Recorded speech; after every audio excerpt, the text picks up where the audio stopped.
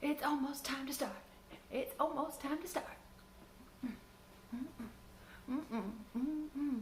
Hi, Soup of last week. Who's this? And JD Video Productions. I don't know who that is either. If I know who you guys are, tell me your names, and then I can, more personally interact with you. Oh, it's 7 o'clock.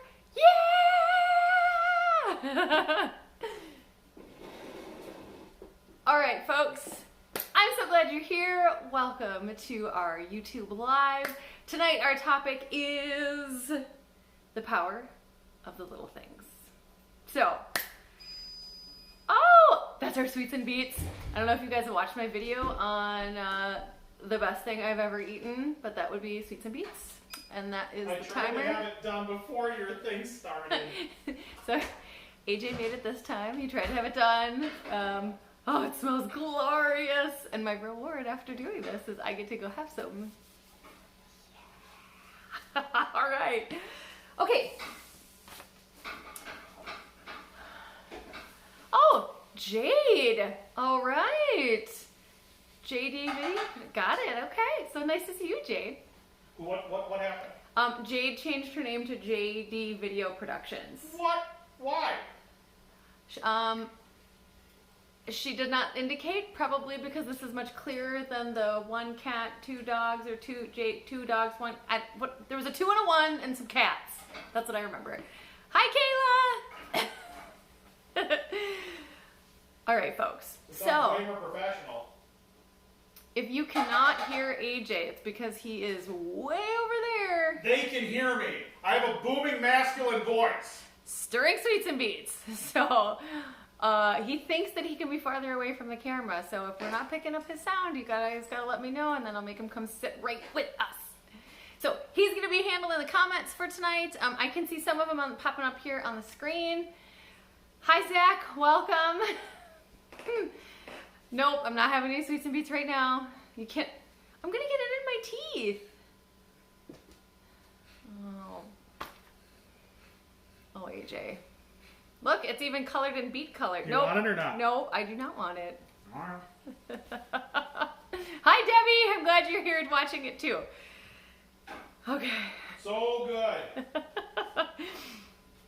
All right, so today, why this topic on the power of the little things? That is because we can easily feel overwhelmed with everything that's going on in the world. All the things that we're seeing that need to change, things that could be better. And a lot of times that can make us feel really helpless and defeated and like, but what could I do in all of this? But really, I want to encourage you and let you know that change begins with you. So you don't have to hand your power over to all these other people, places, entities outside of your control. It all starts with you. So if you can take control and start focusing on the things that you want to have in your life, everything around you will begin to change. So that is some encouragement for you. All right. I'm getting distracted by all the stuff that just popped up on the screen. Okay. So there's a myth. And the myth is that it's the big decisions that change the trajectory of our life. And that is not true. So we like, oh, if I pick this job or if I go to this place or like these really big, heavy, hard decisions. And that's actually not true at all. It's actually the things that we repeat every single day that make up the bulk of our lives. For example, I did some math. Oh, now I'm really going to test myself. If you, let's just say that you're doing something that takes 10 minutes a day, every day. You do it every single day, and in a year's time, that's 3,600 minutes.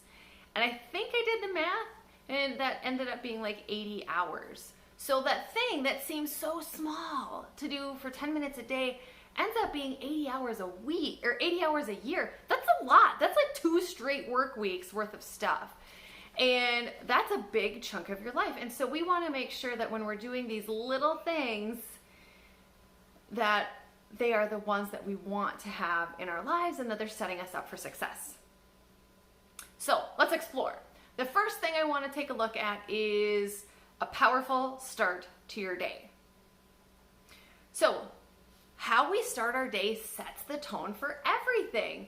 So oftentimes, the very first thought that happens when we wake up is, I didn't get enough sleep.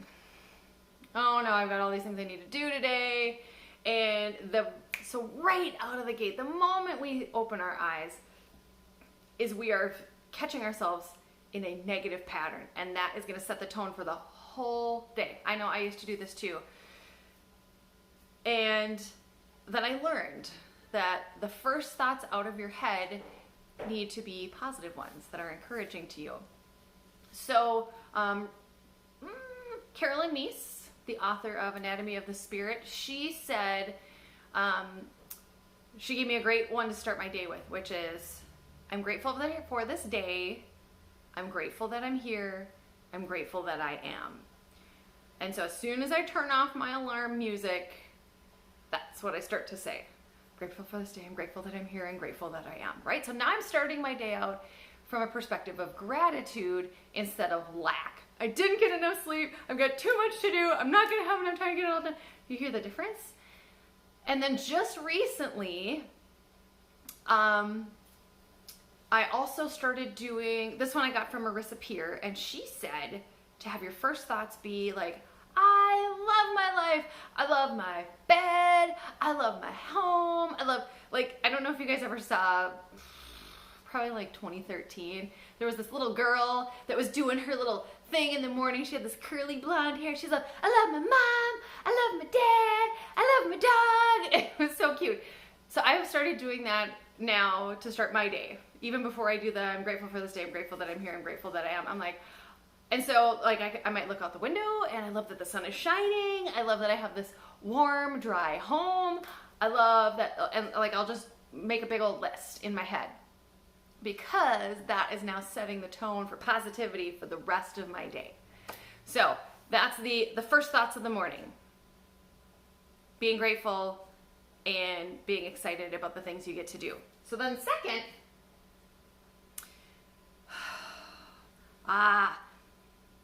once I get out of bed and I get into the bathroom and I brush my teeth and I'm doing all that jazz, right? That's part of a routine. That's those little things. And so when I'm doing my morning routine in the bathroom, I am also doing my affirmations. So I am reminding myself of the truth about me. What is awesome about me? Before all the nasty voices start saying all their horrible things to make me feel shut down and defeated, I'm going to take control. AJ, is there anything I need to be hearing? I'm seeing a lot of things going back and forth. You worry about that. I got the screen. Okay. All right. It's just full of letters, and so I'm like, something's going on. We're talking about pizza rolls. Okay. All right. I don't know. I've never eaten a pizza roll. I know. It's hard to believe. What? I've never eaten a pizza roll. Why would I have eaten a pizza roll? We didn't have them at my house, and anyway, no, I've never eaten a pizza roll. Nor do I want to, because they've got gluten. Okay. And that turns out unpositively for everyone. So I'm not gonna do that. Okay, the truth about me. So this is, I have a video on this, I've talked about it a number of times on, it's the one where how to stay positive, and walks you through the process for how to do affirmations, because you want to take control of your thoughts before they start running their own game, which is never in the direction you want it to be. So that's my list. As I go through my list, it's quite extensive now because I've been doing it for 9 years. And so I keep adding to it. But just start with 20 is what I say. They're giving you locations at what store the pizza rolls can be found in. Right. Thank you. Yes. My brother and me also assisted in that category when they did their Genio, No, Tostitos Power no, Totino's Pizza Roll Power Hour. That was great. It did not work out well for them on the Power Hour end. All right, but I digress. So for me, I use a success journal to combine all these pieces together. So my affirmations are in the success journal. Then I go through my goals for the day, what makes me be successful, all of that, and it only takes a couple of minutes. So that is what my online class, which starts next Monday, is going to teach everyone how to do, is the process. Like, there's all the pieces that we put together, and then how do you make it go into an easy routine that takes under 10 minutes a day? That's what it is. So that's my path for my success every day. The second thing I want to talk about is a powerful finish to your day. So when you wake up, we want to have a really positive start, set the tone so we have a great day.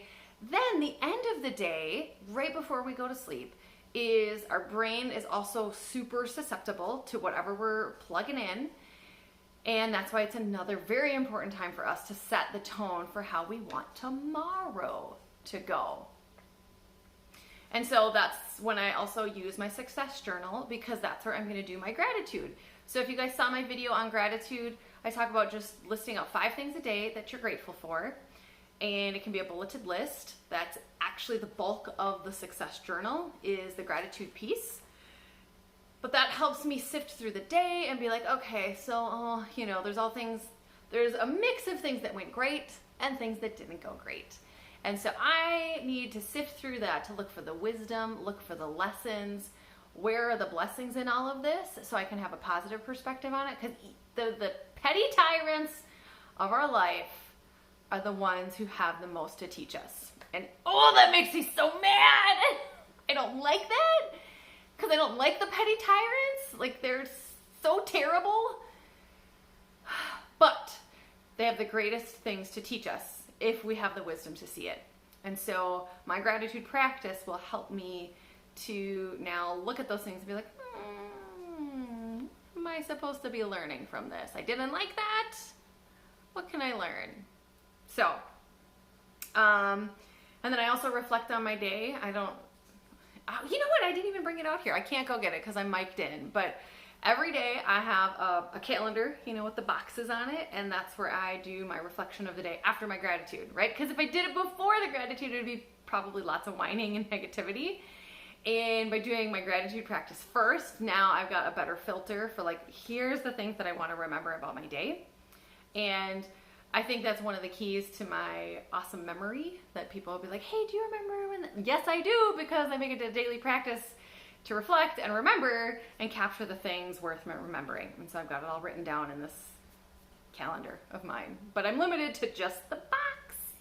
Can't go any more than that, so I really got to be thoughtful about what's going to go in there. Because you don't want your practice to get out of control. There were times when I was like, they're like, journal every day. And I would fill up notebook pages and it would take like 45 minutes. Well, now I'm not getting to bed on time. This is not a good routine. And so I quickly scrapped that and was done with it. So that's why I like the limits, because I can't go over the top here. I'm just going to weed through and pick out the things that are the most important to me. And then the final thing in my before bedtime routine is prioritizing my next day. So, what type of calendar? It's a paper calendar with squares on it. What type of calendar? Month view. Can you go get it for me, AJ? I'll just show it. Where is it? It's in the top drawer in my bedside dresser. You can actually grab both the skinny my success. All right. You can get my success journal and my calendar. I want to stay on camera. No, it's in there. You're going to the wrong room. Oh my God, does he live here? 6 weeks of confinement. This is the result. Where is it? Top drawer. Guys, see, this is what I deal with every day. So I actually started this reflection piece when I was in 8th grade. Now I want you guys to know, I was going to talk about this later, but I'll talk about it now. There are 4 different ways, just these, thank you. I don't need that. There are 4 different ways that people respond to expectations and like how they like their accountability. So I don't want you to compare yourself to me because I am in the smallest category called the upholder, which means I meet internal and external expectations. So, okay. that is where like a lot of people describe me as very disciplined. That's because I fall into that category because I'm going to just meet them no matter what. Most people fall into the obliger category, which is you only meet external expectations. Meaning, if there's not someone like telling you or holding you accountable to the things that you need to do, you probably aren't going to do them. And so we'll talk more about that at the end. Okay, so Jade, I've got my calendar. I got this at Target. This is what it looks like. So I'm limited to that box. Now, this would never work for my friend Michelle, who's a big writer. She likes to write in big capital letters because what ends up happening is, we'll just go to right now. This is what I do. And I would always say, yeah, you can read my journal. Good luck. If you can actually read words that small, then you get to be privy to what's going on in my life. And that's why I use a fine tip pen. So that started in 8th grade.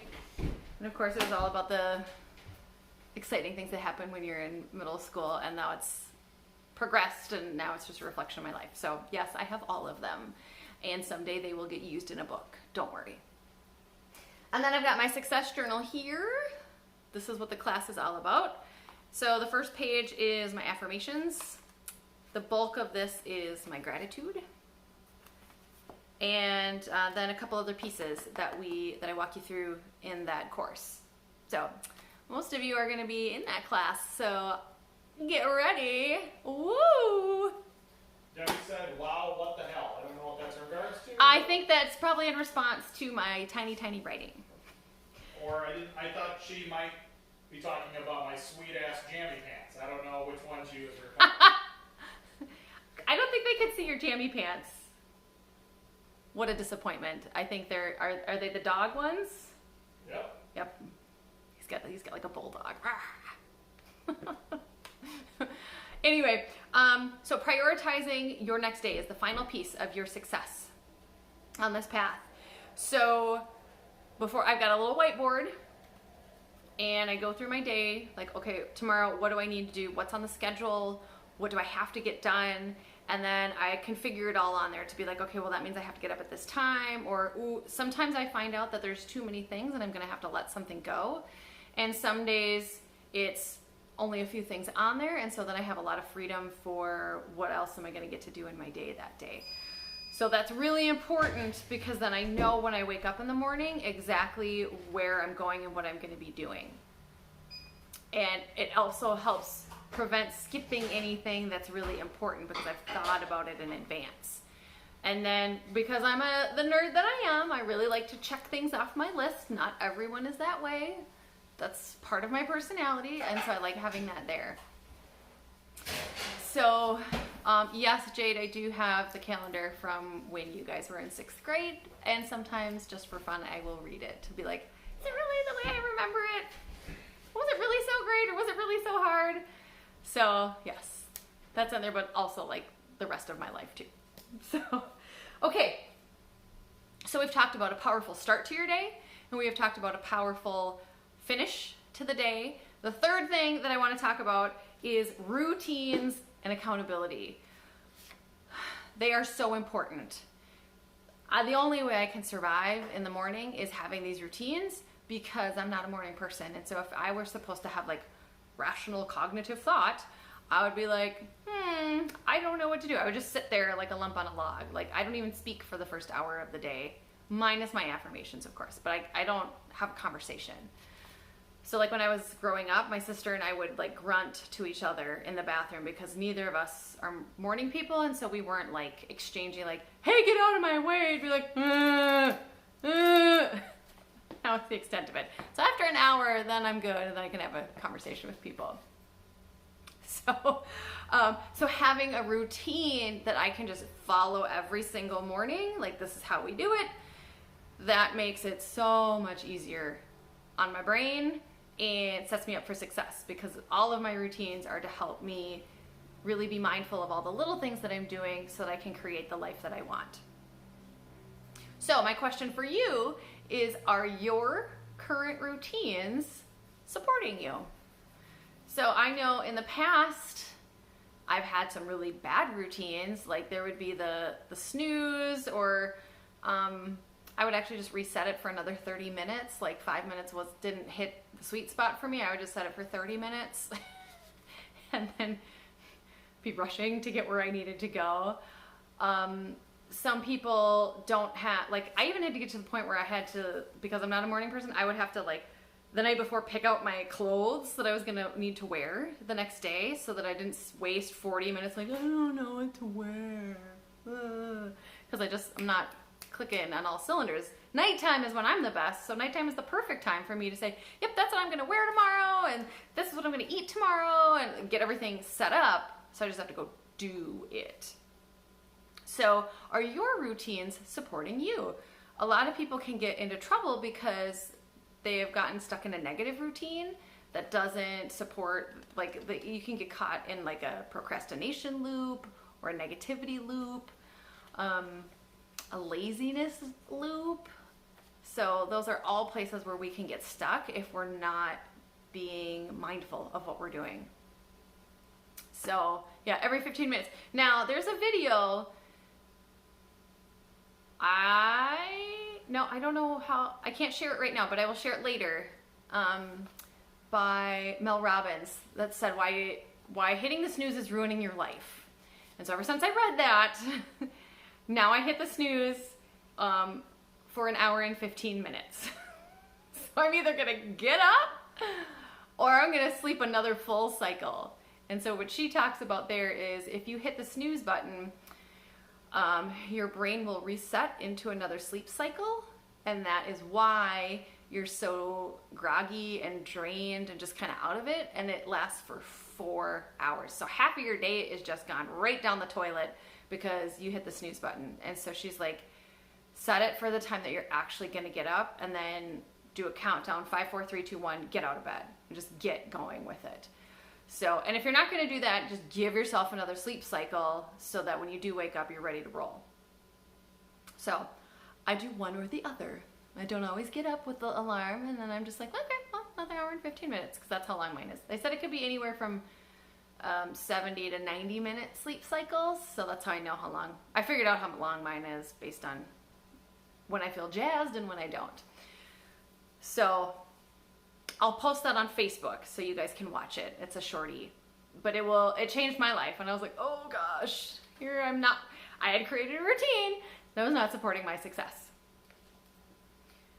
So what kind of accountability do you need? This is so important, because if you aren't aware of this, you will spend all of your time beating yourself up. And then that doesn't get you where you want to go. So there's 4 different types. It's a book, and there's also videos on YouTube. It's called The 4 Tendencies by Gretchen Rubin. So I first learned about it in an interview on YouTube, and then she's got like a shorty one that was like less than 10 minutes that explains what the 4 are. So I will do my best to give you a quick overview of what those 4 are and why it's important. The first one is the smallest group. That's me. Upholders. That means we are going to meet both internal expectations and external expectations. So if there's somebody that's like, here's what you need to go do, I'm going to go do it. And if I decide that I'm going to do something, that usually means I'm also going to go do it. And so I create like accountability things to help me stay on track. So I'll grab them. I've got my accountability sheets. So this one's for my exercise. Am I getting my movement in every day? Because that's what helps me stay on track. So I just fill this chart out every day. Like, did I do it? Did I not do it? And then it's sitting right here where I walk past it every single day. It actually started, I had a friend that I went to high school with, and he got super into exercise after we graduated.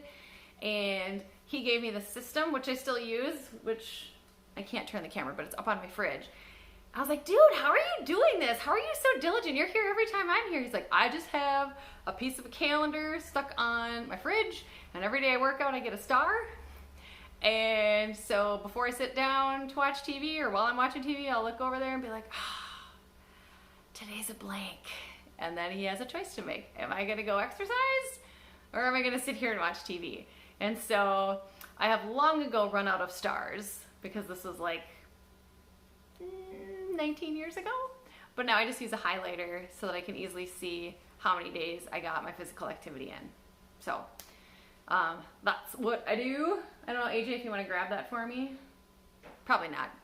Whatever. Like, you guys can imagine it. It's the month with all the squares, and then I just put a star on each one. So that is an upholder. We are the smallest group. The largest group is an obliger. They only meet external expectations. So here's an example. How would you know if you're an obliger? When you were on the track team, you never missed a practice. You always did your workouts. You were super diligent. You loved it. You were on top of it, and you were in great shape. Now that you're not on the track team anymore as an adult, you cannot make yourself go run. You set these goals. I'm going to do this, and then nothing happens. You just don't go do it. That is because you need an external accountability source. So whether that means you get a running buddy to like team up so you won't let that other person down, because this is the problem, is that obligers will easily let themselves down, but they will never let someone else down. And so you have to set yourself up so that there's always that external source of accountability. So whether it's a running buddy, maybe you join a running club where you're in a group of people, maybe you go join a class, and so like it's built into your life. Maybe you get yourself a coach. So this is the largest group of people, and they can spend all kinds of time beating themselves up, not understanding that they just need, there's nothing wrong with you, this is just how you respond to expectations. So build your world to set yourself up for success, just like I built mine to set myself up for success. What I do would not work for someone who's an obliger. So knowing what that looks like is important. Then the other two groups are the questioner. You see that? Yes, I did. The questioner is, they only meet internal expectations, which means they're going to like ask a lot of questions. That's the sign of a questioner. And then they're going to make sense of it in their own head. And if they agree with it, then they're going to do it. And if they don't agree with it, then they're not going to do it. So a questioner is pretty easy to identify because they're going to always be asking the question. So I thought I was a questioner, but I'm really an upholder. So in that case, again, like a questioner just needs a lot of information, and then as long as it aligns with what their own values are, then they're going to go do it. Now the rebel is the most frustrating group for both the people in their lives and themselves, because they're not going to meet any expectations, either external or internal. Not even their own. Like, I want to go do this. And then they'll be like, why would I go do that? So they're incredibly frustrating because they don't usually commit to things because they just don't know. And they tend to throw caution to the wind when it comes to expectations and to their own peril. And so if you think that's you, like actually Gretchen Rubin has an assessment. It's like, I don't know, it takes like 5 or 10 minutes to do online, and it will tell you. Now, if you don't want to take the assessment, you're a rebel. So that's an easy way to figure it out. If you're like, I question the validity of this assessment, you're a questioner. And if you go do the assessment right now because I told you you should, you're an obliger. And if you go do the assessment because you really want to know, like, oh, which one am I? You're probably an upholder. It's as easy as that. But the bulk of the book is on rebels because they're so challenging. And so if you find that you have a rebel in your life, that it's a very small group. Is that even smaller than, I don't know. I can't remember my percentages. They might be smaller than the upholders. It's a very small group, but challenging. So they give you lots of strategies for how to make that work for yourself if that's you. Wait, which one is Jade and Debbie? Are you guys rebels? That's Jade and I. Yeah, I know, but she was responding to something, but there's a lag, and so I never know what it's in response to. I see Zach said he's going to start keeping track of how many gaming trophies he makes daily on his calendar. Is that for your gaming wins, probably? All right. Whatever helps you stay on track, right?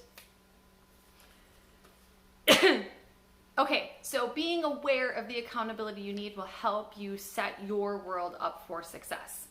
Because what works for one person does not work for the other person unless you, well, I mean, it's just across the board. Typically, what I need is not what AJ needs, is not what Jade needs, is not what Zach needs. Like, we're all going to be different, and so you have to know what do you need so that you can actually go out and get it. Okay, so Debbie and Jade are rebels.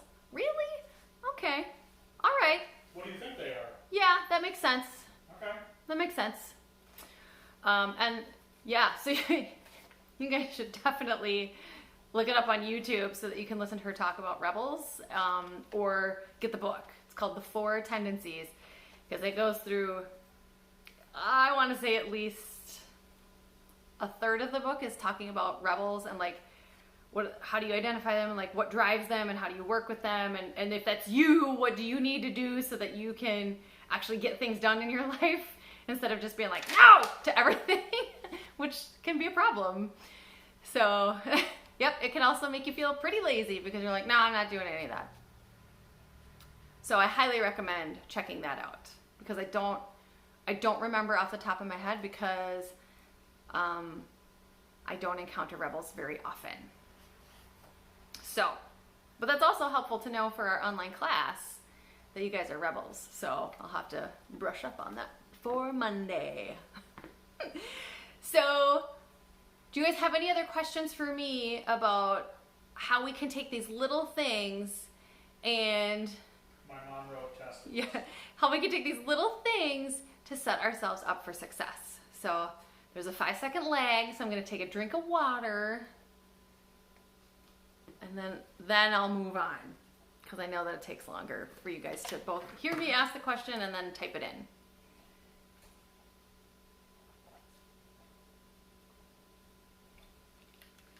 Oh yeah, rebels would not set goals. Oh, show. Which is very interesting, because I listened to, on YouTube, I listened to the podcast, The School of Greatness, and Lewis Howes, he's the host of it. He's a rebel. Like, he admits that he's a rebel, but he's also super driven. And so when she's on his show, they talk about that, and it's fascinating to me because he clearly is able to get stuff done, but he has to do it in his own terms. So needing to go slow and having questions might mean that you're actually a questioner. So I highly recommend just type into Google when we're done the 4 Tendencies quiz. It'll come right up and you can take it. And if you say, I don't need to take that dumb assessment, then know that you are indeed a rebel. Okay. I think all the questions came through.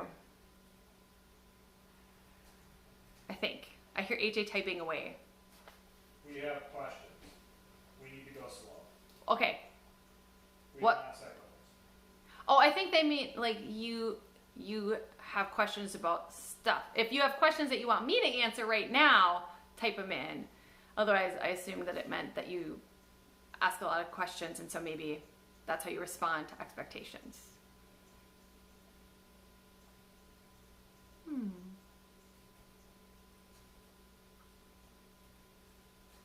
I'll dance during our wait time.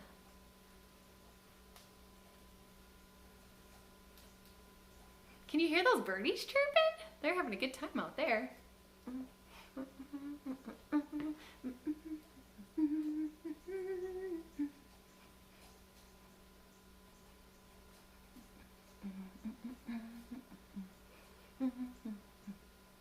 Okay, I think here we go.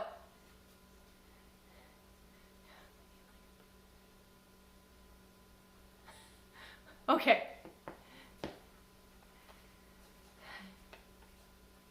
Very good. We can always chat offline too once we're done here. So just know, folks, when you are trying to set yourself up for success and really focus in on these little things, building great routines and accountability for yourself, you do not have to do this alone. That is why I have created an online course that teaches you how to create a simple routine that in less than 10 minutes a day will ensure your success. So if you are coachable and willing to follow the directions and do it, you can transform your life as well. So, our proof. Well, I mean, I use it every day and it works for me, but you don't have to take my word for it. I feel like reading Rainbow. Adam says that it helps me reflect on my day, what I've accomplished, and it helps me feel thankful for what and who I have around me. And Michelle. That's pretty good. Yep. And Michelle, who you guys will get to meet in the course, Michelle says, I love that I know exactly what I need to do each day to achieve my goals and how to get back on track when things are off. So, and she's been using the Success Journal for like a year and a half, and it has totally transformed her life. So what are the benefits of the course? Restore faith in yourself. Crystallize your vision. Ignite action. So we'll break out of that lazy cycle. Optimize your effectiveness and become victorious. Yeah! Woo! We'll get where we want to go. We'll feel how we want to feel. It'll be great. We'll remember all this for success. There's so much on the screen. I'm trying to read it. It's been 5 years since I've taken notes. 30 years for someone else. I'm impressed that you're taking notes. Way to go, guys. So if you haven't already registered for the class or applied, it is $99, and we're doing a buy one, give one. So if you are currently in a situation that is not allowing you the financial resources you need to pay for the class, you can apply for a scholarship and take it at no cost to you. So because I believe that it should not be or the ability to transform your life should not be limited to just the people who can afford it. It should be available to everyone who wants to do the work. So to register or apply, head on over to coachmarissa.com. There's also a link in the description below this video that will take you directly there as well. And yeah, I'm so glad you guys are here today. Thank you so much. Debbie, way to go with the note taking. I'm so proud of you. Getting yourself ready for next week. Woo woo! So, trying to think if there's anything else. I'm trying to see. AJ, how many people? There's 5 for a while. Okay. 4 now. At The Power Within, we believe that if we work together, we can empower healthy and fulfilling lives for everyone by empowering ourselves, or by transforming ourselves, our relationships, and our work. And we can give the world an opportunity to experience what it's like to foster connection, share power, and lift each other up. So, I'm so glad you guys are here. Thank you so much. We will, next Friday for sure at 7, we'll have another YouTube live. And then for the class, there'll be another thing at 8. So, that'll be a wild evening for me. Lots of Marissa, yay! If you want it. So, I am Coach Marissa Reyes at The Power Within. I believe in you. You can do this. Have a great night, everyone.